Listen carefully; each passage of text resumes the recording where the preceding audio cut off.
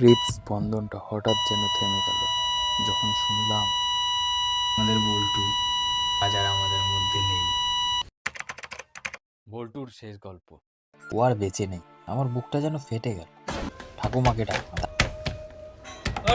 আর যারা পেট পোষে তারা এই জিনিসটার জন্য আগে থেকেই সাবধান হয়ে না। কেউ চিরজীবন তোমার পাশে থাকবে না। শুধু থেকে যাবে দুমুঠো মাটি আর তোমার সাথে কাটানো ভালো মুহূর্তগুলো ও ভালো ব্যবহার।